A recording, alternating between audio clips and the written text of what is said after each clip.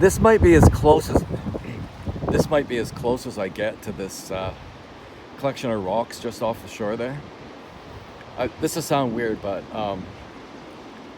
it's that little island off the tip there. So from that island to the one that's a little bit further out, and then back.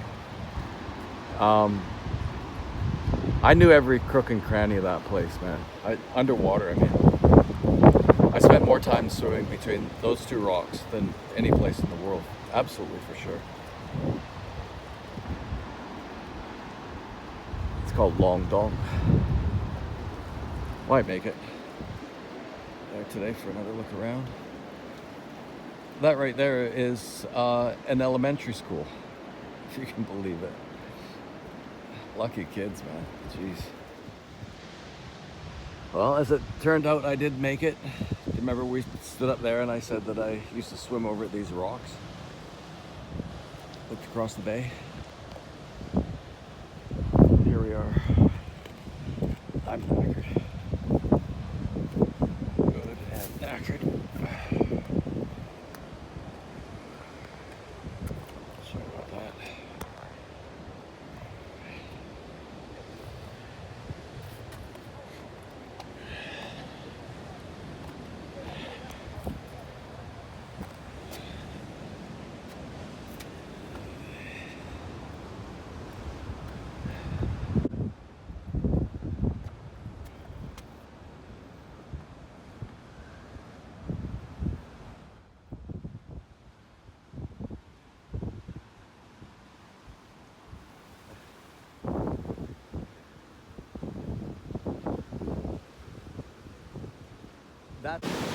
This just occurred to me just recently, actually, or just on my way here. I'm sorry,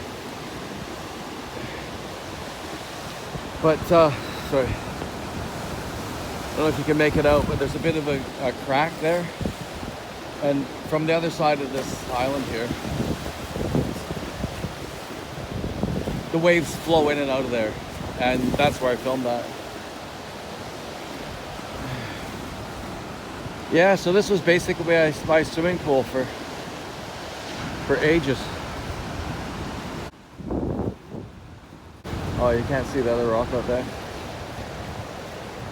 That's a wonderful place.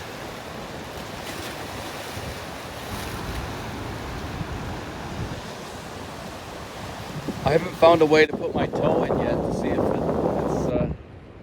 to check the temperature.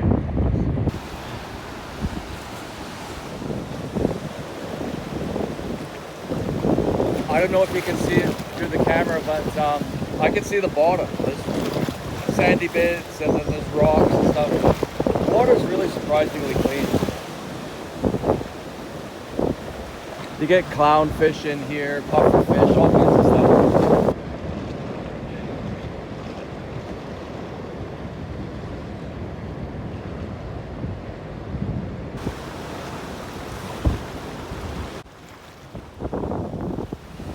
Yeah, it's all coming back to me. It was actually right here where I got this idea, or just discovered that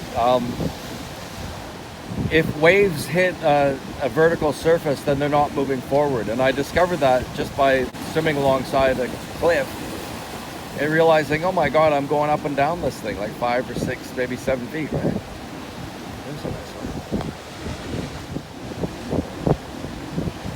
one. Yeah, because a wave doesn't start to break until the structure of the wave is broken under the water. That's when it starts to move forward, and that's when it will carry you. Otherwise, it's just bobbing up and down, pretty much. And so I just extrapolated from that, well, okay, if it's not moving at all, if it's hitting a vertical surface, then what if it's hitting a surface that's, you know, instead of 90 degrees, what if it's hitting 80 and then 70 and then 60, right? And wound up swimming in some places where, you know, you wouldn't really think that that would be so safe. And never really, doing that, I don't recall ever being in really a snaky situation. What was I gonna say? Yeah, that's where I discovered that. Would I have gone for a swim on a day like this? Yes. I would have. There were places off to my right here where there would be a kind of a seamount, and the wave would break over the seamount. So you would start on one side of the seamount and surf. Oh, that's why it was snorkel surfing. It really is all coming back to me now. I called it snorkel surfing because you do it with a snorkel. It makes it a lot easier, and of course with fin. And with your head under the water, it's just safer. You've got a better idea of what's under you, and it's easier to stay afloat. Anyway, yeah, so you could literally in some places catch a wave.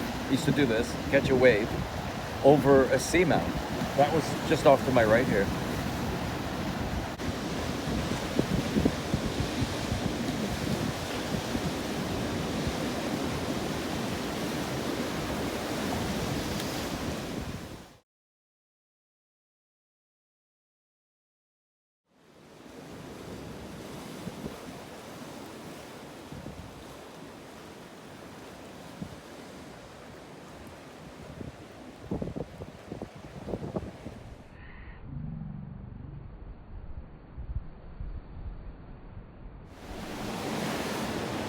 Once again, something fabulous has been lost because of safety concerns. You can see where there's this kind of a ledge that you could walk along, and a lot of people would do that now without a rope, but I'm not going to do it without a rope. I put myself in a little bit of a precarious situation just to find this spot. With the rope, it was safe, but you know, a bit of an adrenaline rush.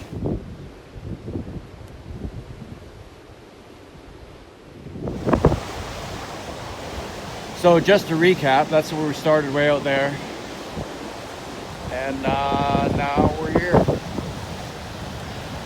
I feel great. It's blustery and cool now. Absolutely fantastic. I can figure out how I got up. Maybe I can figure out how to get down. Would that have been it? I don't think it is.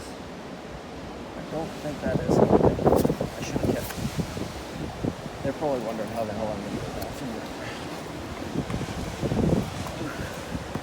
Looking at this little fart scrambling up and down here.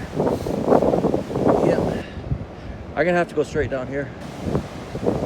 Straight down this. Did it.